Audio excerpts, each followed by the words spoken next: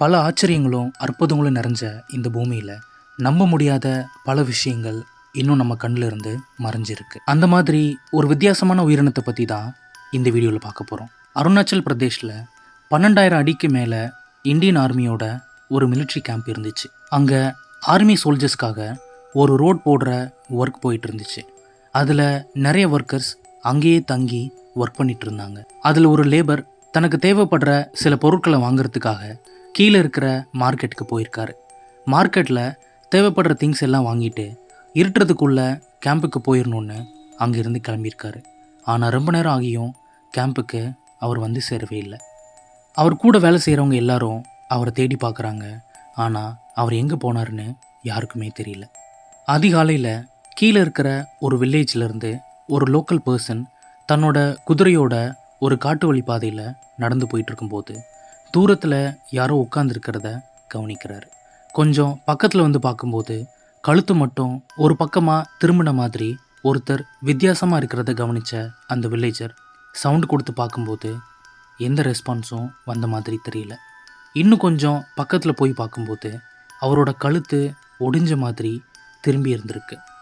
ஒரு மாதிரி சிட்டிங் பொசிஷனில் இருந்திருக்காரு அந்த லேபர். அவரோட பக்கத்தில் ஒரு மொபைல் ஃபோனும் கொஞ்சம் பணமும் கிடந்திருக்கு. இது கொள்ளைக்காரங்களோட வேலை இல்லை, ஏன்னா பணமும் மொபைல் ஃபோனும் அங்கேயே தான் கிடந்திருக்கு. இது ஆக்சிடெண்ட்டாக இருந்தால் கீழே தான் அவர் விழுந்து கிடந்திருக்கணும். ஆனால் அந்த லேபர் இருந்த பொசிஷனை பார்க்கும்போது ஆக்சிடெண்ட் மாதிரி தெரியல. அவரை டாக்டர் கிட்ட தூக்கிட்டு போய் பார்க்கும்போது அவர் உடம்புல எந்த காயமும் இல்லை, தலை மட்டும் ஒடிஞ்ச மாதிரி இருந்திருக்கு. டாக்டர் அந்த லேபர் இறந்து போயிட்டதாகவும் இந்த அளவுக்கு ஒருத்தர் கொல்ல நிறைய ஃபோர்ஸ் தேவைப்படும், இது ஒரு ஹியூமனால் பண்ண முடியாதுன்னு சொல்லியிருக்காரு. போலீஸ் இதை பற்றி வில்லேஜில் விசாரிக்கும்போது மர்டர் நடந்த இடத்துல சில பெரிய காலடி தடங்களை பார்த்ததா சொல்லியிருக்காங்க. அப்போது அவங்களுக்குள்ள முணுமுணுத்த பேர் தான் எட்டி. அந்த மிலிட்ரி கேம்ப் இருக்கிற இடத்துல தான் எட்டியோட நடமாட்டம் அதிகமாக இருக்கும். எட்டி தான் அந்த லேபரை அந்த மாதிரி செஞ்சுருக்கோன்னு அந்த வில்லேஜஸ் சொல்லியிருக்காங்க. யார் அந்த எட்டி? உயரமாக உடல் முழுக்க முடிகளோடவும் கூர்மையான பற்களோடையும் ஒரு மனித குரங்கு மாதிரி இருக்கிறதா நம்பப்படுற இந்த எட்டின்ற உயிரினம் இன்னும் வாழ்கிறதா நம்பப்படுது. சரியாக 11 வருஷம் கழித்து 2019 இந்தியன் ஆர்மி ட்விட்டரில் ஒரு ட்வீட் போடுறாங்க. எட்டியோட காலடி தளங்களை பார்த்ததா அவங்க போட்ட அந்த ட்வீட் மிகப்பெரிய பேசு பொருளாச்சு. அது வரைக்கும் கதைகளில் மட்டுமே இருந்த எட்டிக்கு உயிர் கொடுத்தது தான் அந்த ட்வீட். கிழக்கு நேபாளில் சுமார் 12,000 அடி உயரத்தில் வாழ்கிற ரிபா இன மக்களோட நாட்டுப்புற கதைகள் தான் எட்டி முதல்ல உருவான இடம்.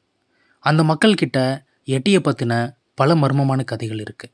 எதுக்காக இந்த கதைகள் சொல்லப்பட்டதுன்னு பார்க்கும்போது தங்களோட குழந்தைகளை பயம் காட்டி எந்த ஒரு தவறான பாதையிலையும் போயிடக்கூடாதுன்னு அறநெறியோடையும் உத்வேகத்தோடையும் அவங்க வளரணும்னு குழந்தைங்களுக்கு சொல்லப்பட்டது தான் இந்த எட்டியோட கதை.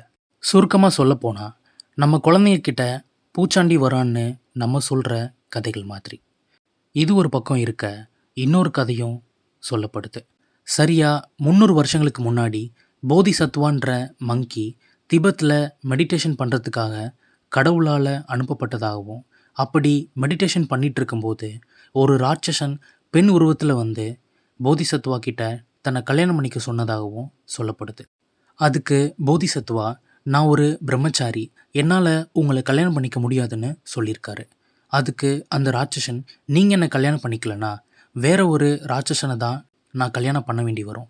அப்போது எனக்கு ராட்சசன் தான் குழந்தைங்களா பிறப்பாங்க, அவங்க இந்த உலகத்தையே அழிச்சிருவாங்கன்னு சொல்லியிருக்காங்க. இதனால் போதிசத்வா அவங்கள கல்யாணம் பண்ணதாகவும் அவங்களுக்கு 6 மங்கி ஹியூமன்ஸ் பிறந்ததாகவும் அதில் வந்தது தான் இந்த எட்டின்னும் ஒரு கதை சொல்லப்படுது. இது கதையா இல்லை நிஜமான்னு நம்ம ஒரு பக்கம் யோசித்தாலும் இன்னொரு விஷயம் இது நிஜம்தான்னு நம்புகிற மாதிரி நடந்திருக்கு. ஸ்பிரிச்சுவல் லீடர் ஸ்ரீ மதுக்கூர்நாத் கைலாஷ் போகும்போது உடம்பு சரியில்லாமல் போனதால் ஒரு இடத்துல நைட் தங்க டிசைட் பண்ணி அந்த இடத்துல கேம்ப் போட்டு தன்னோட குரூப்போடு தங்கியிருக்காரு. டென்ட்டுக்குள்ளே நைட் தூங்கிட்டு இருக்கும்போது திடீர்னு மதுக்கூர்நாத் எழுந்து பார்க்கும்போது ஒரு அடையாளம் தெரியாத நிலையில் யாரோ தன்னோட முன்னாடி நிற்கிறத கவனிக்கிறாரு. மங்களா தன்னால் சரியாக பார்க்க முடியாத நிலையில் மதுக்கூர்நாத் இருக்கும்போது அந்த உருவத்தை யாருன்னு பார்க்க ட்ரை பண்ணுறாரு. அது ஒரு பெரிய உருவமாக இருந்திருக்கு. அது கரடியாக இருக்குமோன்னு நினச்சி உத்து பார்க்கும்போது அது ஹியூமன்ஸ் மாதிரி ஸ்டாண்டிங் பொசிஷனில் மதுகுர்நாத் முன்னாடி நின்றுட்டு இருந்திருக்கு. பார்த்துட்டு இருக்கும்போதே திடீர்னு எதையோ எடுத்து மதுகுர்நாத்தோட வாயில் போட்டிருக்கு அந்த பெரிய உருவம். கசப்பாக இருந்த அதை என்ன பண்ணுறதுன்னு தெரியாமல் மதுகுர்நாத் உடனே முழுங்கியிருக்காரு. உடனே அந்த உருவம் அங்கேருந்து மறைஞ்சு போயிருக்கு. காலையில் உடம்பு சரியான மதுகுர்நாத் அவரோட குரூப் கிட்ட நடந்தது சொல்லியிருக்காரு. அப்போது அவங்க சொன்ன பேர் தான் எட்டி. அந்த ஃபீவரோட நீ இறந்து போயிருப்ப, எட்டி தான் உன்னை காப்பாற்றிருக்குன்னு மதுகுர்நாத் கிட்ட சொல்லியிருக்காங்க. இதை மதுகுர்நாத் ஒரு இன்டர்வியூலேயே சொல்லியிருக்காரு. இப்படி எட்டியை பற்றி பல 100 வருஷமாக பல கதைகள் சொல்லப்படுது. இந்த வீடியோ பார்த்துட்டு இருக்கிற நீங்கள் எட்டி கதைகளில் சொல்லப்பட்டது தான் நிஜத்தில் இல்லைன்னு நினச்சா இந்தாங்க ட்விஸ்ட். 1921 பிரிட்டிஷ் எக்ஸ்ப்ளோரர் சார்ல்ஸ் ஒரு குரூப்போட எவரெஸ்டில் ஏறியிருக்காரு. அப்போது அங்கே பெரிய காலடி தடங்களை பார்த்துருக்காரு. மனித நடமாட்டமே இல்லாத அந்த இடத்துல அந்த பெரிய காலடி தடங்கள் அங்கே எப்படி வந்திருக்குன்ற கேள்வியோட ட்ரிப்பை முடிச்சுட்டு கீழே வந்து அங்கிருந்த மக்கள்கிட்ட இதை பற்றி கேட்கும்போது அந்த மக்கள் அதை மெடோ ஹாங்மி அப்படின்னு சொல்லியிருக்காங்க. அதோட அர்த்தம் பனி மனிதன் அப்படின்னு தெரிஞ்சுக்கிட்ட சார்ல்ஸ் அவரோட குரூப்போட ரிப்போர்ட்டர்ஸை சந்திக்கும்போது அவங்க பார்த்த அந்த பெரிய காலடி தடங்களை பற்றியும் எட்டியை பற்றியும் ரிப்போர்ட்டர்ஸ் கிட்ட சொல்லியிருக்காரு. இதுதான் எட்டியை பற்றி உலகம் முழுக்க பேச காரணமாக இருந்துச்சு. எட்டின்ற ஒரு பெரிய உயிரினம் இன்னும் இருக்குன்னு நம்புகிற நிறைய பேர் அதை பார்க்க ஆர்வமாக கிளம்புனாங்க. ஹாலிவுட் ஆக்டர் ஜிம்மி ஸ்டீவர்ட் கூட எட்டியை தேடி போயிருக்காரு. ட்ரிப்பை முடிச்சுட்டு வரும்போது தன்னோட லக்கேஜில் எட்டியோட விரல்னு ஒரு விரலையும் கொண்டு வந்திருக்காரு. 2011 அதை டிஎன்ஏ டெஸ்ட் பண்ணும்போது அது எட்டியோட விரல் இல்லை, ஒரு மனித விரல்னு தெரிய வந்திருக்கு.